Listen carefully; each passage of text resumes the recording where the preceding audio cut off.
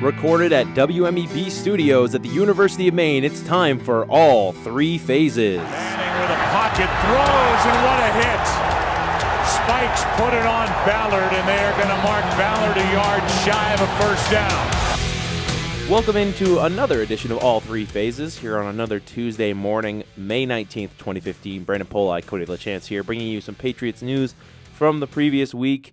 And most of it has been saturated with witch hunt stories and all the stupid DeflateGate stuff that's just absolutely making me completely burnt out on the NFL. So I'm going to try to shut that out for at least a little bit. For now, there are some new developments to look at, but no, for now we have actual Patriots news to discuss to start off the show. The reason we opened with Enter Sandman, as you so accurately heard, was a linebacker returning to the Patriots, Brandon Spikes. Re-enter Sandman, potentially? Re-enter Sandman. That's call up Metallica and get them to write a song about Brandon Spikes.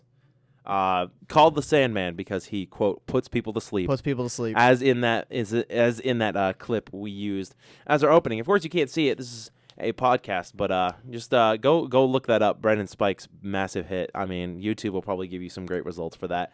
But no, he's back as of yesterday, I believe. Yeah, yesterday the signing up officially announced. Patriots made some other moves, but Brandon Spikes was the biggest move of the past week, I would say.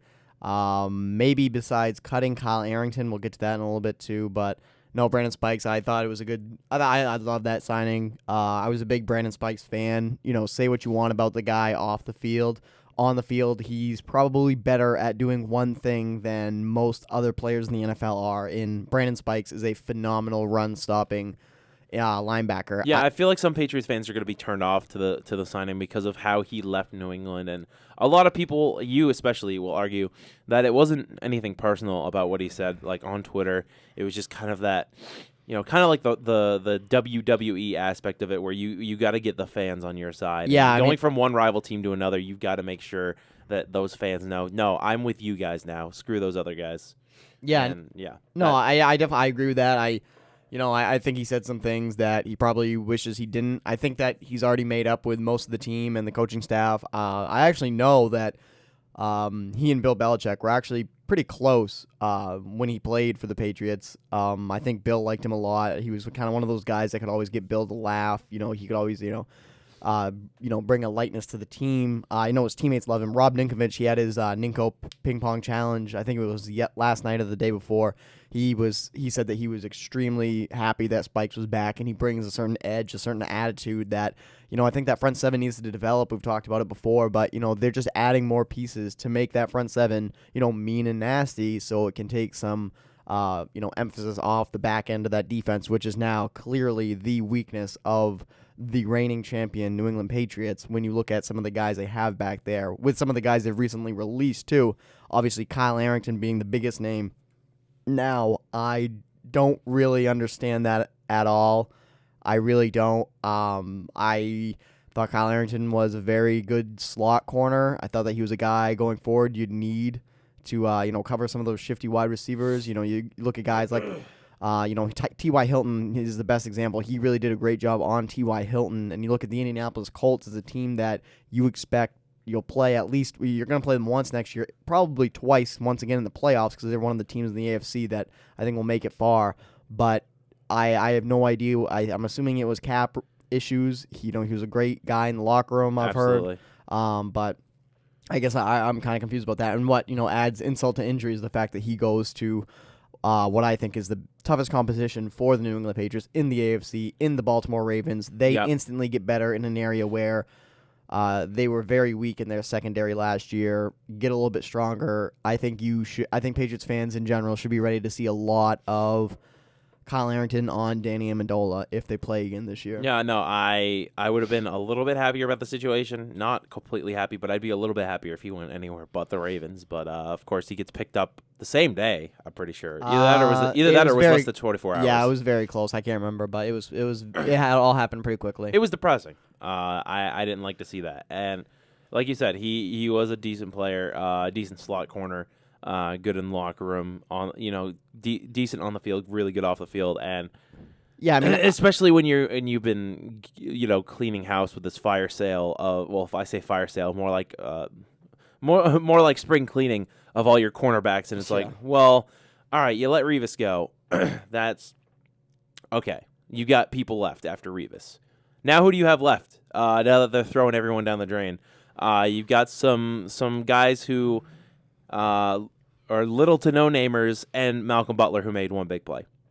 So I mean, I don't know what the Patriots have planned, but I feel like it's they've probably got something up their sleeve, but I don't know. Everything that I've read points to the fact that they really do think Malcolm Butler is the next big thing at cornerback. They love him internally. They think that he is going to improve upon his great Super Bowl showing. He's only going to get better. I mean, he has the tools. He has long arms. He's fast. He's not big like a Brandon Browner. He's a little bit bigger than Revis, but not by much. Yeah, like I said, he's quick. He competes hard. I think that was probably the biggest talking point when they got rid of all these corners, and I kind of jokingly said to you, well, what if Malcolm Butler becomes the next big thing? And you kind of laughed at me at first, and I was kind of like, well, I mean, think about it. He's the type of player who went into practice every day and got burned by that exact play that won the Patriots the Super Bowl, and every time Garoppolo would burn him on it, and he made the effort to, improve himself and see that situation, improve his game awareness, and see that that's the exact play that was going to happen. It wasn't just him, though. I mean, obviously the defensive coordinator saw it as well, but he knew exactly what to do. And Brandon Browner, because he jammed Curse off the edge and made it so he couldn't get the pick. Overall, that team, they were ready for that play. They knew it was coming. But no, I'm not going to say Malcolm Butler isn't going to be the next big thing. I'm just not holding my breath. I think that he's a great player. I think he's a great role player. I don't think he's a number one corner in this league yet. I don't think he will be, even halfway through this season. I don't think that. I think he's a good player. I do. I like him a lot. He seems like a nice, solid piece in a defensive backfield. I just don't know if he's the guy you build your team around at this stage. I would have paid Revis. I don't want to go down this road again. I would have paid him whatever he wanted pretty much, because if you keep Revis, you win one more Super Bowl, if not two. That's what I think. But we'll see what they do. You got Butler, you got Logan Ryan. Darryl Roberts, the kid they drafted out of Marshall, was actually the second-rated cornerback on Pro Football Focus in college football last year. So I don't know. We'll see what he's all about. There's plenty of options. Bradley Fletcher, this is the other guy, McCain there. They have plenty of options. They're just going to throw a bunch of darts at the dartboard, see which ones stick, and I still wouldn't rule out a veteran coming in here through trade, a cut, something like that. I know Jonathan Joseph down there in Houston. He's like 31. He's an older, aging cornerback. He's not, by no means is he a Revis. I don't even think he's an Aqib Talib, but at this point, I think anything helps. The defensive backfield is a place to watch, but really though, circling back around to Spikes, the addition of Spikes. The front seven's going to be dangerous. If they can't run and you don't give the quarterback time, it doesn't matter. You and me could be back there playing safety and corner. It doesn't matter because they need to. That front seven needs to eat. They got to go eat, and with the pieces they're adding. I am so excited for it. I'm so excited for it. Especially you look at the first couple weeks, teams that if you pressure the quarterback, they're going to have some issues. I mean, you look at Big Ben. Big Ben's a big guy, but if you put enough guys in his face. That's another thing too about people asking why are you letting these cornerbacks go? The Patriots do. Everybody says they look at it long term all the time. I disagree with that. I think they do look at it year by year. You look at their schedule last year. They faced Peyton. They faced Aaron Rodgers. They faced, I'm going to throw him in there, Jay Cutler, Matt Stafford, Andrew Luck, Phillip Rivers. They had that gauntlet of good cornerbacks. Eventually Joe Flacco, quote-unquote elite. I mean, in the playoffs, he's elite. He's ridiculous in the playoffs. He's like literally stone-faced assassin. But they recognized that they needed a strong backfield to contend, so they went out and they got Revis. They got Browner. Now, I'm not saying that the only reason they got Revis is because they had those guys to play in the regular season. But it was a factor. But now you look at you saw that their schedule this season. Who's the best guy they play? Who's the best quarterback they're going to go up against? I have no idea. I haven't memorized the schedule. I really think it's Ben Roethlisberger. You really do? I mean, you go against Peyton once, who is aging, and he is what he is at this stage. But I don't think he's the same guy. Andrew Luck, who they have owned for his entire career. You go against Eli this year, who, say what you want about him, he's all right. I don't think he's, a top 5 quarterback in the league, obviously, but there's no Phillip Rivers. There's no Aaron Rodgers. Yeah. There's none of those guys on the schedule this year. You go against Tony Romo. I think I would put him up there just because of the team he has around him. But even then, you look, and if you have assembled a massive force on your front line like the Patriots have, Roethlisberger's a big guy, but again, you get in his face, things are going to happen. Romo is a decent quarterback. One might say one of the better quarterbacks in the league, like top 5. He does make some great plays. I'm not doubting Tony Romo. I know it's kind of the stigma of the league to be like, oh, it's Tony Romo. He chokes. He's not a good quarterback. And he's a decent quarterback unless you have those guys who want to go eat, like you said. And without cornerbacks, that's the only way you're going to beat those guys. We'll see. Like I said, I think there's a lot to do with it. This team's going to be fine. The cornerbacks, I think they're going to work themselves out. Obviously, they're going to have to. But this isn't going to be a team that wins many games for you on defense. I think it's going to be a lot on the offense back to 2011, 2012, when it was pretty much all on the offense and your defense, the bend don't break mentality. It's gonna go back to that. We'll see how it goes though. But man, we're just all over the map right now. Yeah, that's the way these things go though. So no, but Brandon Spikes, I love the addition. I don't know if he'll even make the team in the end. He'll be a good camp body. He'll be a good insurance if Mayo and Hightower, if they need more time to get back from their injuries. I think that, you bring in a guy who knows the system pretty well. You throw him in there with Jamie Collins, and, they should be good to go. So we only 9 episodes in here on all 3 phases. Already have our first guest, thanks to Cody, getting his feelers out there on Twitter and making some connections. Steve Balestrieri is here with us on all 3 phases. Steve, how you doing on this Tuesday morning? I'm doing just fine, guys. Thanks for having me on. It's a pleasure. It's great to have you. I love having guests on the show, especially since we kind of just started this podcast expecting it to be just, like a friend project. And then we're like, oh, we can actually get people who have their names out there on this show. So as I mentioned in an earlier segment, I'm getting really sick of DeflateGate stuff, but obviously it's the elephant in the room. We should get it out of the way first. Cody has a whole list of things he wants to ask you, so I'll let Cody handle this part of the segment. Yeah, Steve, obviously, put great work up on, Pats fans and, obviously what you do with Patriots 4th and 2, but, obviously, I think you feel as most fans do, DeflateGate kind of got overinflated, if we're going to be, and make some puns here, but no, it seems like a big mess. I don't really want to get into it too much. The Wells report is out there. The Wells report in context is out there. But at the end of the day, when this is all said and done, pretty much just 2 questions I want to get your take on. One, what do you think the punishments are going to be? And what do you think this impact will have on probably Tom Brady's legacy more than anyone else's? I think the Patriots, they are already kind of slated as, probably one of the more hated teams in the NFL. But Brady, arguably one of the few lasting golden boys of the league, now kind of has, that scar on his resume. I just want to get your take on those. Yeah, actually, I'll go to the second one first. I think there's been irreparable damage to Tom Brady's legacy, regardless of how this turns out. Whatever happens, I think the damage has been done to Tom Brady's legacy. I think that, there's a lot of people, both in the media and players, both former and current, that have jumped right on this and said Brady's been cheating. They're saying that his legacy should have an asterisk next to it, like a lot of people claim the Patriots. And that's a shame, because Brady, he's been basically a poster boy for the NFL. He's lived a very clean life. I mean, we've never heard, Brady in the scandal sheets. He did have that one child out of wedlock, but but NFL terms, that's not much. Yeah, no, especially today's culture is becoming more of a recognizable thing. It wasn't as much back then, but now people look back on it like, oh, I guess that wasn't as big of a deal. No, and he's a good dad. I mean, you always see him with his kids whenever he has free time.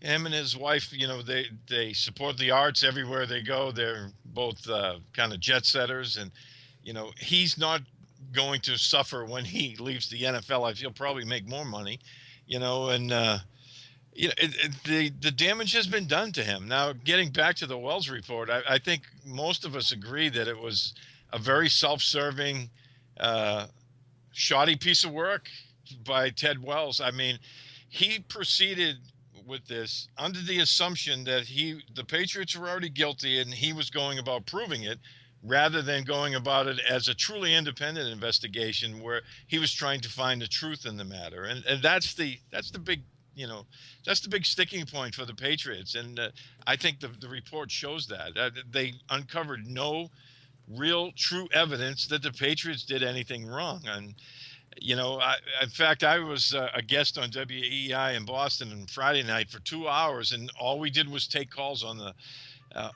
Friday night show, and that's all we heard was the same things. And I agree with you guys. We're all sick of this. Yeah. But I do believe that the punishment, I don't think it's going to be vacated unless Brady takes them to court. Yeah, I unfortunately think that is probably the most likely course now.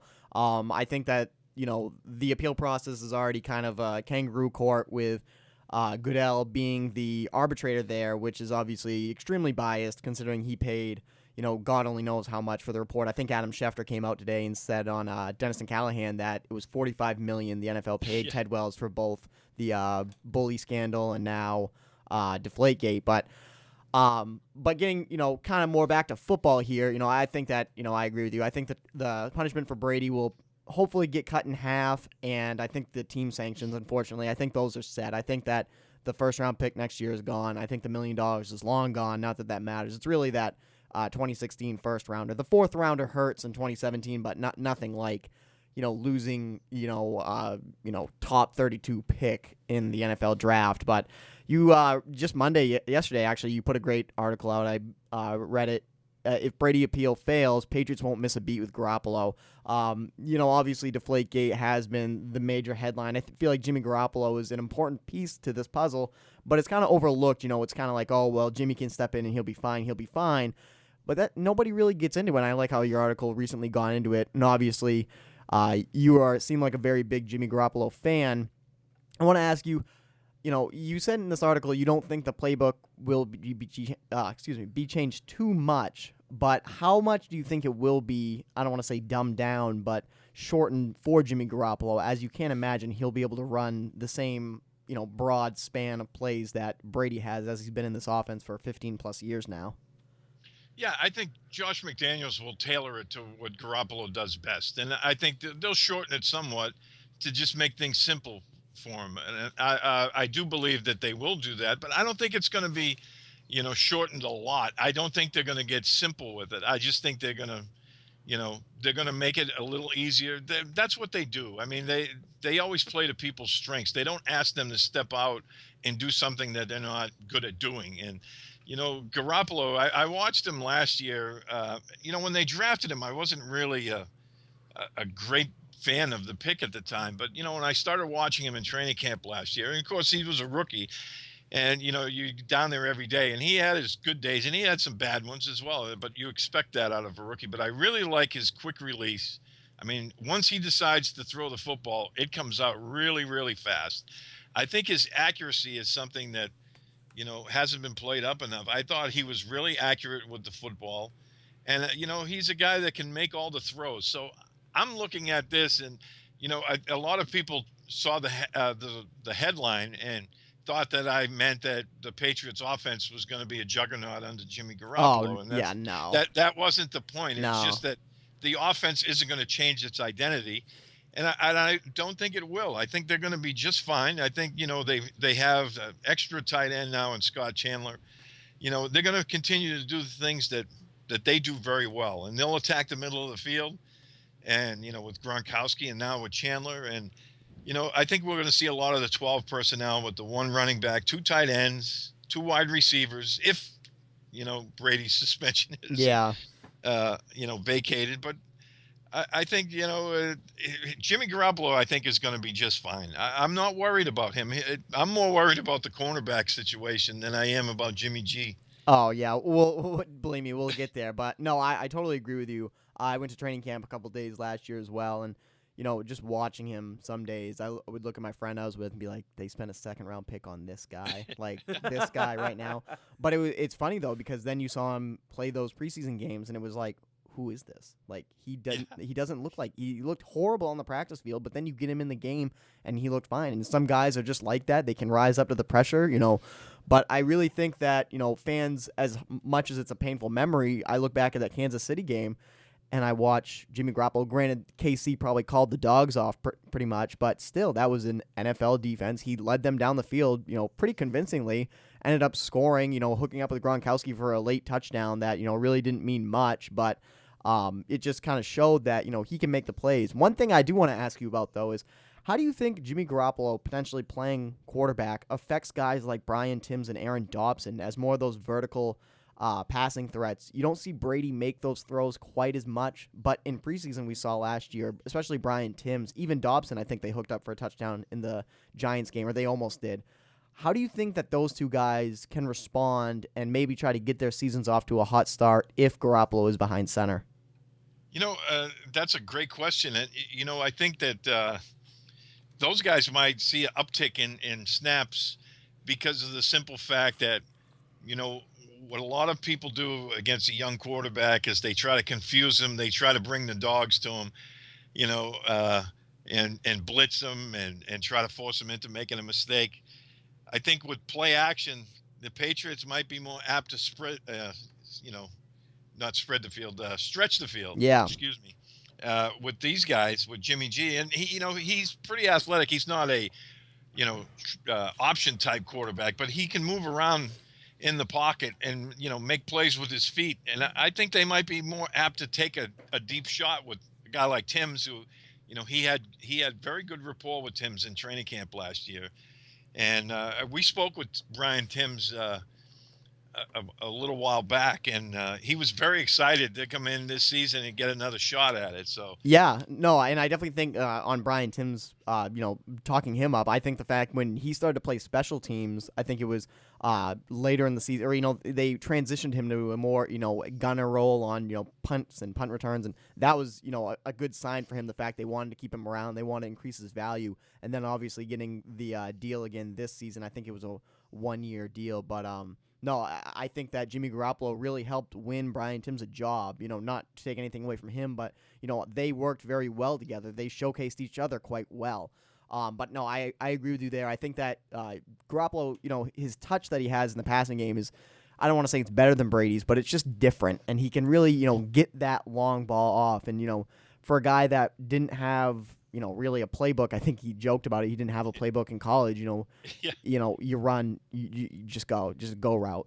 That's pretty easy to do, and obviously in where he was in Eastern Illinois, I have to imagine that, he did throw a lot of those, but it definitely shows. I agree with you, though. I think that the offense is going to be just fine. If it is a 2-game suspension, in your article you talked about the Steelers defense. I actually would be more afraid of Buffalo in Buffalo. I think that's a tough place to play. There's a lot to ask for from a second-year quarterback who, really has never played in front of a big crowd before.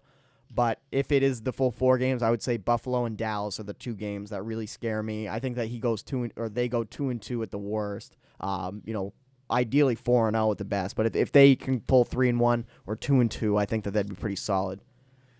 Absolutely, yeah. The past 2 years, the Patriots have started off 2-2, so it's not exactly uncharted waters for them. And if Brady has to go the full 4 games, which we all hope doesn't happen. I mean, if they go 2-2 and then he comes back, then I think they'll be in good shape. But you look at these games and no one really knows how it's going to play out. Buffalo's defense it was pretty good last year. I think they're going to be even better this year. But they still have quarterback issues, even though they've upgraded their weapons on the offensive side. We don't know how their quarterback situation is going to play out, and especially early in the year, they might not have anything solidified yet there either. So that should be an interesting game. With the Steelers, I mentioned them because they're going through so many changes. Oh, yeah. They're not going to look like the same team we're used to seeing from them. No. And, it should be interesting how that plays out. So, I think it's going to be, the one thing people aren't talking about is Garoppolo and how he's going to fit into this. But I really believe, and I'm sure you guys agree, that he's going to be just fine, I think. Yep. Yeah, that's kind of what I've been preaching the last couple weeks is when I heard that the suspension was first coming down. At first, I heard it was just going to be a slap on the wrist, and then I heard that the NFL was planning on making an example out of Tom Brady. To which I said, "Hey, release the Garoppolo. I want to see what he could do in a real time situation." I put my faith in him. I think Bill knows exactly what he was doing when he picked him up, and I feel like even though he is only a second-year quarterback, I feel like that year under Tom Brady is going to help him out a lot. Adding to the fact that he is a decently talented quarterback straight out of college. I guess I wanted to ask your opinion on what we talked about earlier today, which was the re-signing of Brandon Spikes yesterday. He's definitely going to help out that front seven. And then last week, in between our shows, the release of Kyle Arrington. Do you sense a trend as we do, as the Patriots shifting more into a pass/rush defense over a stand back and defend defense? Yeah, I do. I mean, I was a little bit surprised by the Spikes signing. I mean, after the way he left last year. Yeah, that's exactly what I was saying. I was like, Cody was trying to talk me down, saying that this is just the character thing. He wants to get everyone in Buffalo on his side. He's actually has a really good relationship with Belichick, and I said, all right, well, if he comes back, I'm not going to be upset because he makes some big hits.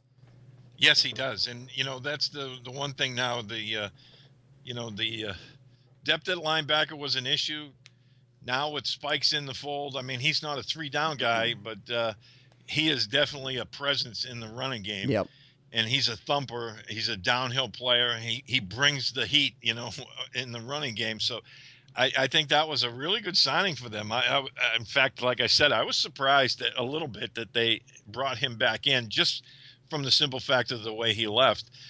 I thought that was a good move. And now, you don't have to rush Dante Hightower back, or we don't know what Gerard Mayo's situation is, although he must be healthy since they renegotiated with him. But now there's no rush with him either. I mean, you still have Jamie Collins back there. They have a couple of these young guys, but I was a little surprised with Kyle Arrington's release. I know he was making more money than they wanted to pay, but I thought they could have renegotiated with him.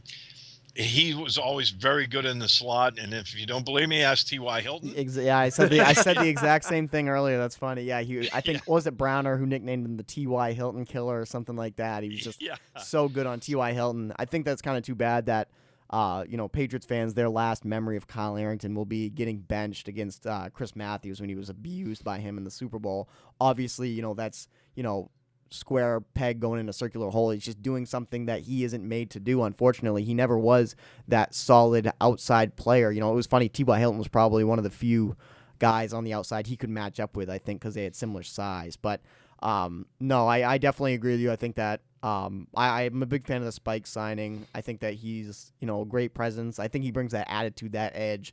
I'm not a big, I like having that to a certain point. I don't know how much of a difference it makes when you have talented football players, but I think Rob Ninkovich mentioned it yesterday. He was very excited to have that kind of mean and nasty on the defense. But, speaking of, the defense and the shifting around, last year, and even the NFL in general, we see more of sub packages going, whether it's a 4-2-5 or, just more defensive backs. I don't know about you, Steve, but I'm starting to think that Belichick is going to, zig while everyone else zags. I really think they are going to go back to more of a base 4-3. I think with their linebacking core, with that defensive line, I think Bill is going to put a true bona fide front seven out there and say, if you're going to beat me, you better get the ball out before my boys get to you, because if you don't, we're going to eat you up all day. I have that feeling now. We won't see, 4 or 5 defensive backs on the field that often this year. Yeah, that's an interesting point because, they have the pieces now that they've been searching for quite a while. The one thing that they haven't had the past several years and they've been looking for was that interior pass pressure. And, last year they drafted Dominique Easley, and, he wasn't healthy and he kind of struggled through the year. And then they cut him off in December to give him time to heal without having further surgery. He's supposed to be, he's supposed to be healthy this year. They drafted Malcolm Brown, who's another guy that can push the pocket on the interior. I think that those two guys in passing situations are going to be are really interesting to watch. And now they got, some people that can back up Ninkovich and Chandler Jones on the edge. Jabal Sheard, I love that signing. Same. I liked him coming out of the draft a few years ago. I really like Geno Grissom. I know Belichick was raving about him. And, Flowers is another guy. I'm not sure how they're planning on using him.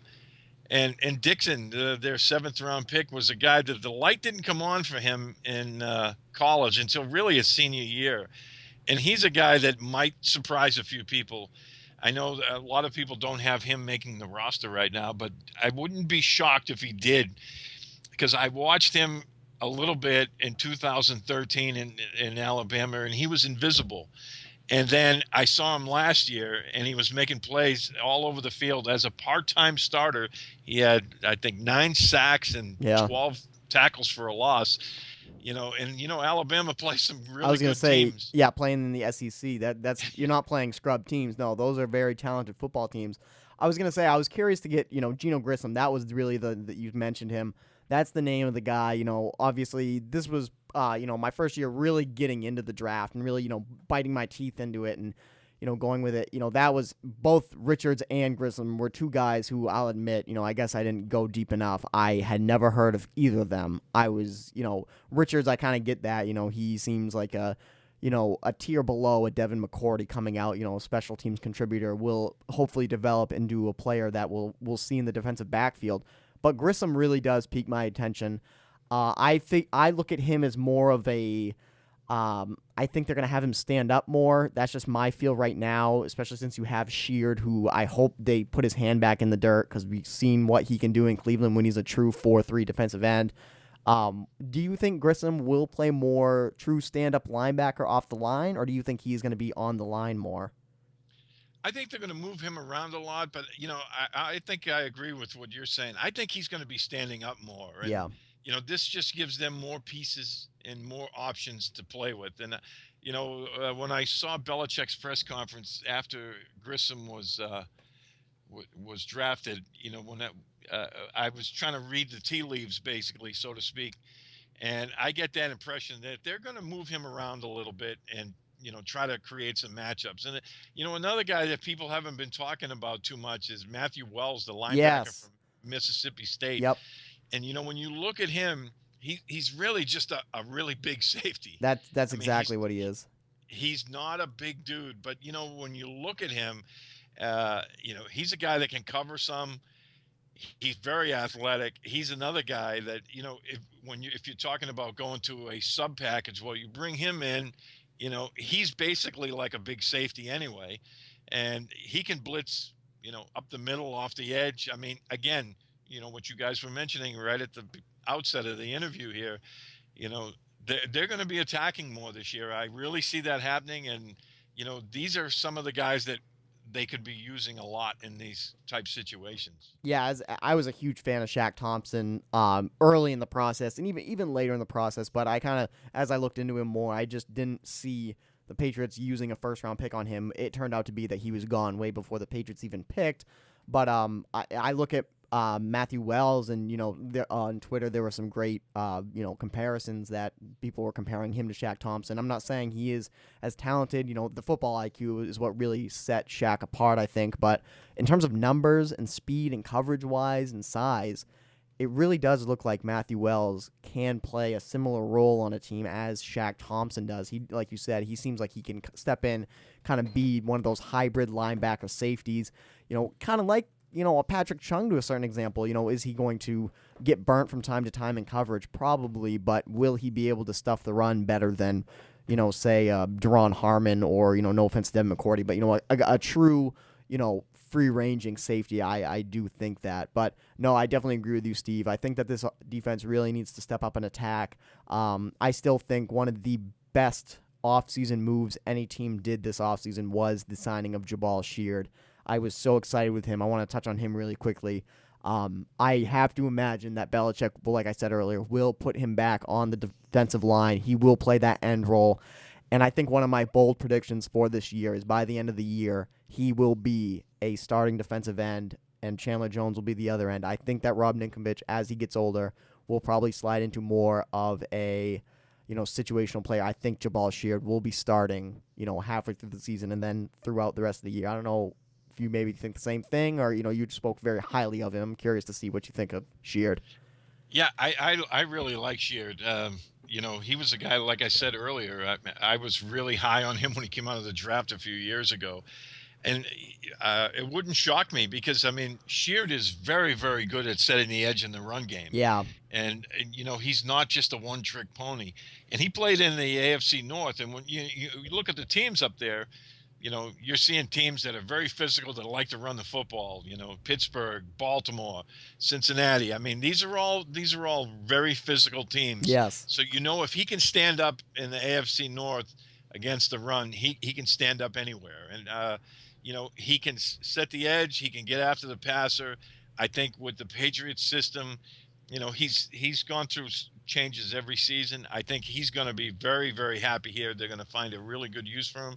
I wouldn't be surprised to see them start using Rob Ninkovich as kind of like your money guy, comes in on third down, right?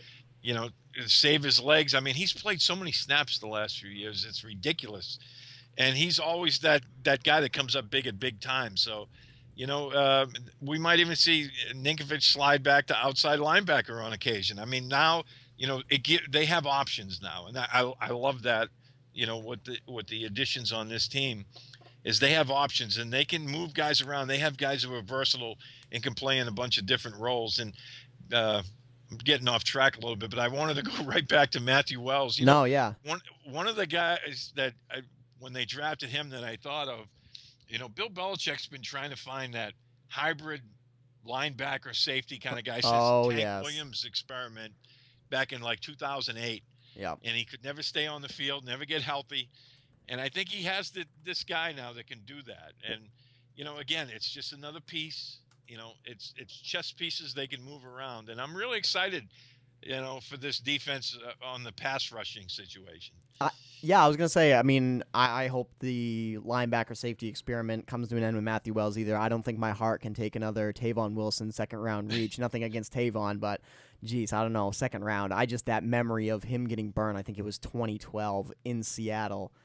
Sidney Rice just toasting him. That's just forever grained in my head. But, no, I agree with you, though, Rob Ninkovich, absolutely phenomenal player, class act. I still remember, this past Super Bowl, he had that big third down sack on Russell Wilson when they were kind of coming back in the game. And I remember looking at, my friends I was watching the game and I said, that's a big play. The fact that it wasn't just anybody, it was Ninko. Ninko came in, made that play, wrapped him up.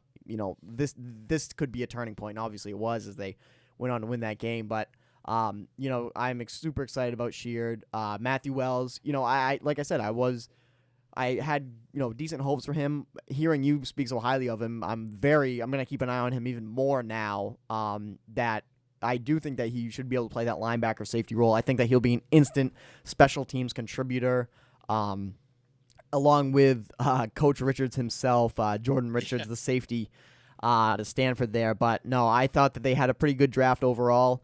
I thought they fixed some needs they needed to. I thought Malcolm Brown falling to 32 was a gift from the heavens. I think miracle. We had some interactions, Steve, on Twitter about mock drafts using FanSpeak. It was a great tool, great thing to mess around with to feed the draft hunger. But I have to say, I don't think I ever had Malcolm Brown fall to 32. Did you ever have him fall that far, Steve? No. In fact, I didn't even do a draft profile on him because I was thinking there's no way that he'll even come close to the Patriots at 32. I figured they were going to have to move up between 15 and 20 if they were going to grab him. So I didn't even bother. And because I figured there was no way. I like Danny Shelton, I thought, and Leonard Williams. I was like, these guys are going to be so long gone. Yep. I'm not even going to bother because they're, the Patriots won't even have a chance at them. I think Malcolm Brown's going to be a steal for them this year. Yeah, no, I definitely agree with that. I don't think I ever had him fall to 32. I was shocked too. I thought, like you said, I thought they were going to have to trade up. 15 to 20 would have definitely got him.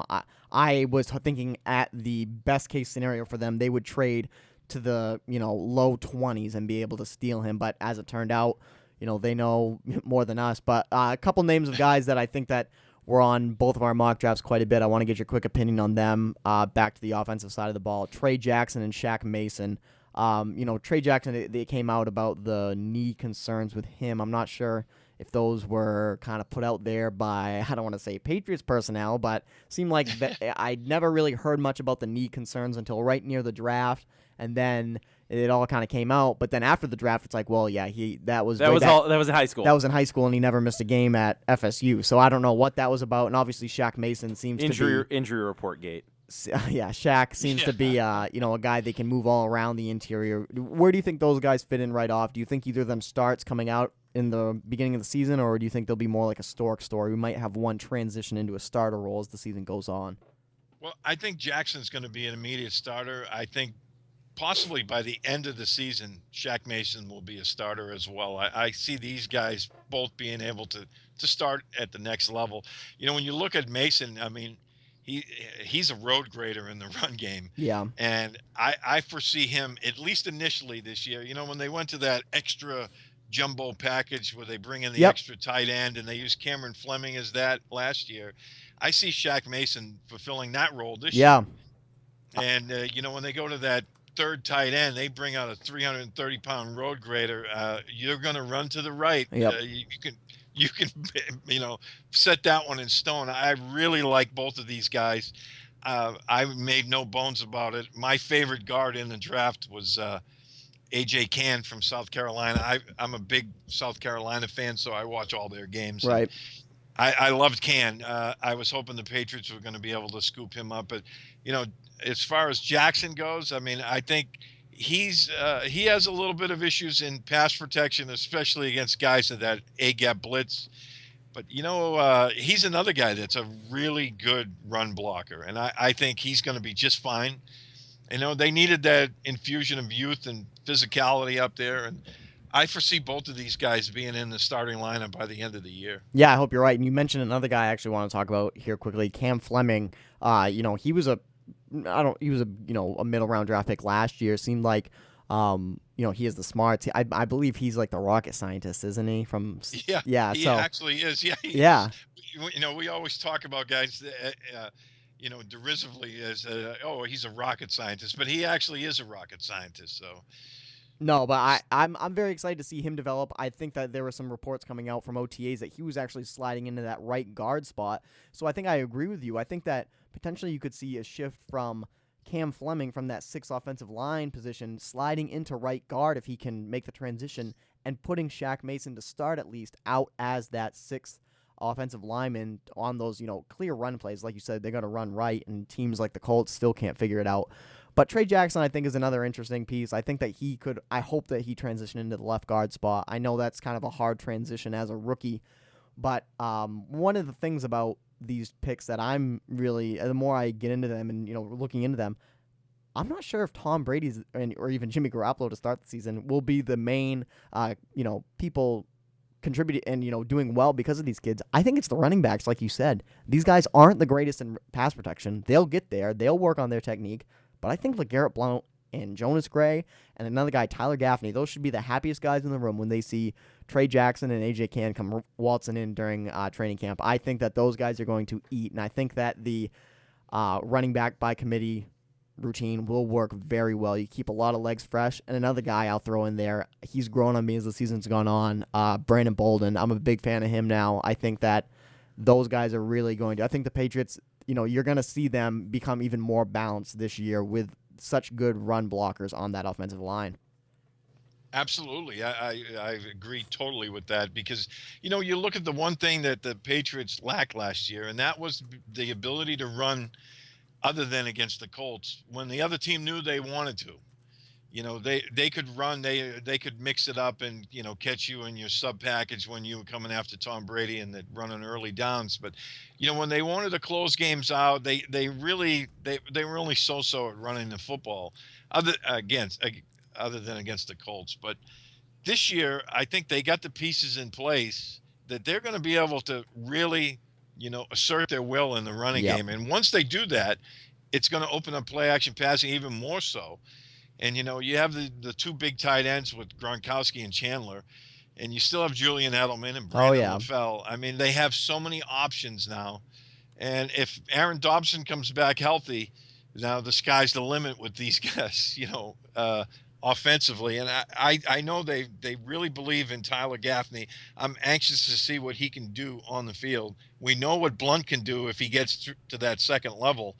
And the offense, I think, is going to be just fine. Oh, yeah. No, I agree with you. I think that they're, if anything, they should get better this year. I think another year for Brandon LaFell. Hopefully another year of Danny Amendola in his, a little bit more limited role. He doesn't have to be that guy now. He can kind of be the extra piece, as we saw in the Ravens game, him really just, skyrocket and pretty much earn all the value on his contract in terms of Patriots fans. A guy that was very criticized by fans and the media over the course of, the past year and a half before, the great playoff run. And even, you look at that Jets game, he played very well when Edelman missed that.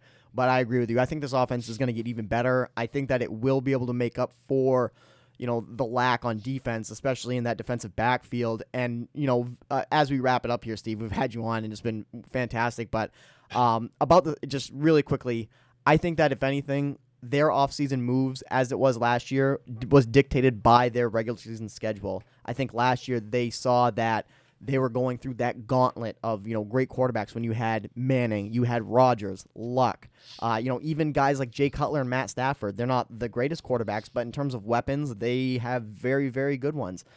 And they went out and they got Darrelle Revis. They got Brandon Browner. How much of an impact do you think this year's schedule played on letting guys like Revis go, letting guys like, Brandon Browner, even Kyle Arrington, bringing in Jabal Shear to, even Brandon Spikes, more run-stopping guys as you're going to go against teams like, Pittsburgh? They obviously run the ball very well. Other, run-heavy teams. Do you think that really played into a factor, or do you think it was just kind of business as always with the Patriots? Well, the Revis situation, I just think, if they were going to pay him what, his second year of the contract called for, I think it was just going to hamstring them, fiscally. I just think they couldn't make that work. And they tried to do a long-term deal with him.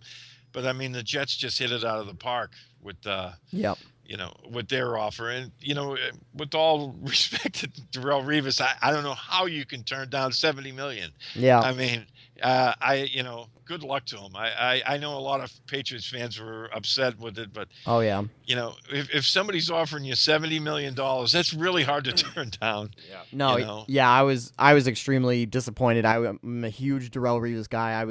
I mean, that's not saying much. I mean, the guy is an all-world, all-time player, really. I think that his presence will be sorely missed, not only on the field but off the field in preparation. I know a guy like Logan Ryan, I think, hopefully learned a lot from him. I believe they were very close off the field, and I think that, hopefully Logan Ryan can continue to do some of the things that Darrelle taught him and, maybe, continue to develop into a better cornerback and a better player. But Steve, this has been absolutely great. I want to thank you so much. Hopefully we can do this again sometime. Love talking Patriots football. This has been fantastic. Well, anytime, guys. I appreciate the invite, and it was a lot of fun for me as well. All right. Thanks, Steve. So, yeah, that was Steve Balestrieri, Patriots 4th and 2, other various Patriot blogs. He's a very, very seasoned veteran of the Patriots beat scene. Great to have him on the show. Great to have someone who is kind of more established than us out there in Patriots land, who completely agrees with us on many things. So makes me kind of believe in myself in terms of my opinion on things. That I'm not too far off from what other people who I regard as a little bit more intelligent and knowledgeable of the scene agree with. So great to have him on. Talked about a lot of great things. Luckily, the DeflateGate talk only took like 5 minutes at the time. I'm getting sick of that. But, of course, it's impossible to get away from because now it's been announced as we were interviewing Steve that Robert Kraft will be coming out with a public statement at 1 p.m. And I can only I missed that. I was too caught up. It was awesome talking X's and O's. I mean, not true hardcore X's and O's, but the limited technical football knowledge. I know it was great that was absolutely phenomenal interview. I hope we can do it again. To hype up Steve some more. He's a great follow on Twitter. Everybody should go follow him. He's extremely nice. What's his handle at? It's at I think Steve. it's just his name. Well, no, it's at Steve at B Steve something. B7 SFG. All the stuff that he does, along with Patriots 4th and 2. Pats fans, he's all over the place. Some things that he contributes to, but no, sorry, go back to DeflateGate. I'm sick of this game. Yeah, I know. No, I can only imagine what Kraft is gonna say because he's been adamant about defending Tom, and so have Tom's teammates. I think my favorite video that came out was the day that the punishment got announced. Someone was on, I think it was the Mass Pike. I can't remember where they were. And they saw Julian Edelman driving in his convertible with his top down, and they rolled down the window and they're like, Julian, what do you think of Brady's suspension? And to the cheering of everyone in the car, he basically expletively said it's not correct. Yeah, it's wrong, to be nice, but no, it's bleeping bleep. Yeah, no, I definitely think that a lot of people agree with that. Surprisingly enough. We got into it with Steve a little bit. Obviously, he had that great article on Jimmy Garoppolo, pretty much being able to step in and by no means, play at a Tom Brady level, but, man the ship enough while Brady's gone. It sounds like Steve, he really does believe that it's going to hold up, even if it's only a 2-game suspension. I have to agree with him because, part of the suspension was his not cooperation. Not cooperation, right. So unless if his lawyers can go in and prove that, well, he didn't cooperate because there was nothing there, or there's nothing there, I don't know why you even did this, so he shouldn't have even had to cooperate. I feel like they should make a case the fact that he didn't want to cooperate because it wasn't a federal investigation, and a lot of people have been coming out saying, if you turn over your phone for any investigation that isn't federal, you're an idiot.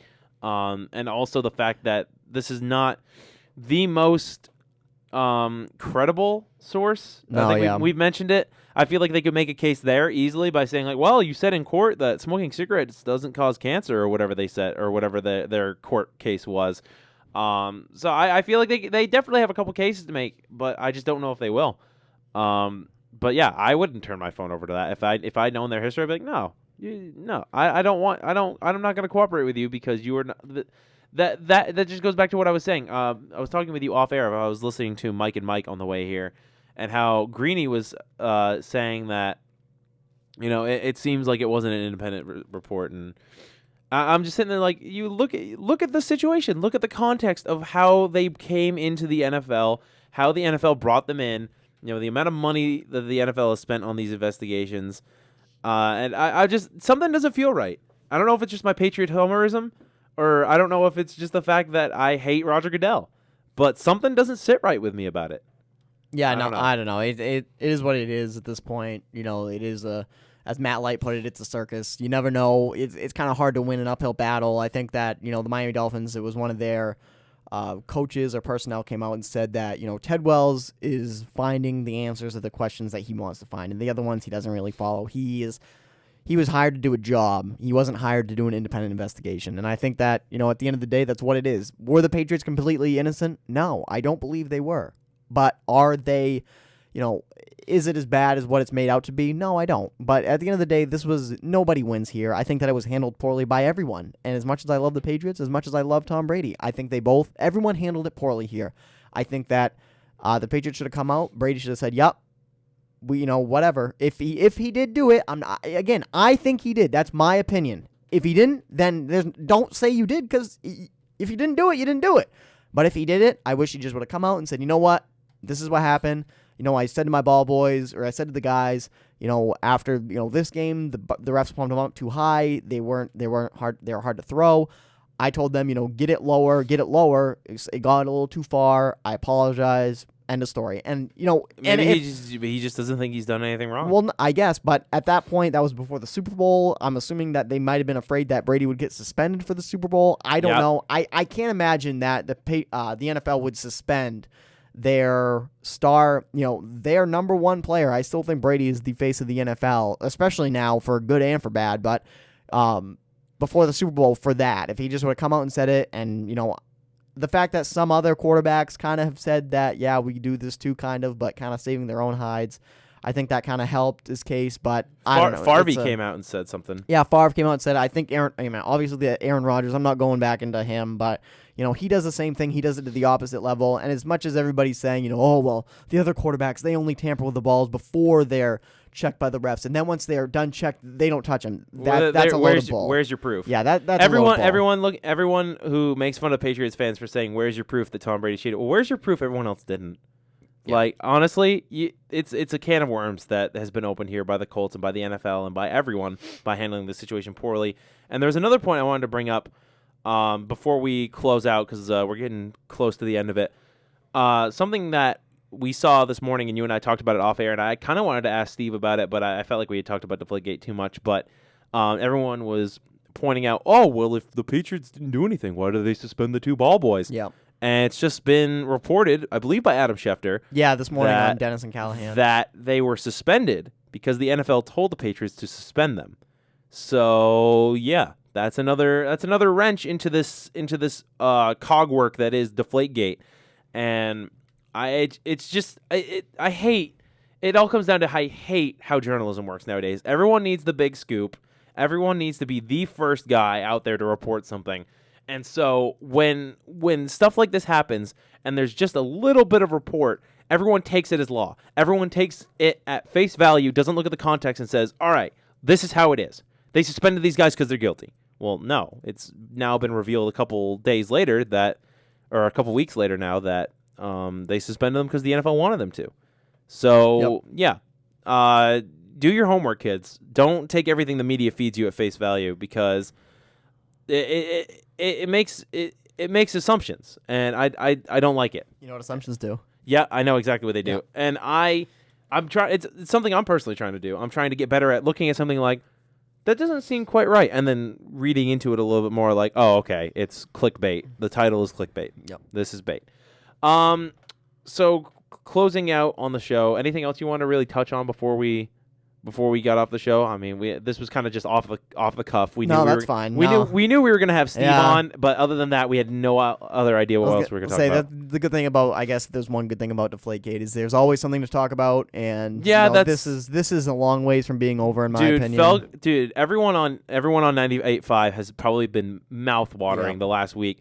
Yeah. I mean, I'd been listening to them nonstop last week, and I think that's what kind of made me burnt out on the NFL because you were like texting me all this stuff, and I'm like, dude, I don't even want to talk about football right now. DeflateGate has ruined me. No, but I'm better now. Yeah, Steve was a good pick me up. And I just want to say as we close out here, I just want to thank Steve again. That was a fantastic interview.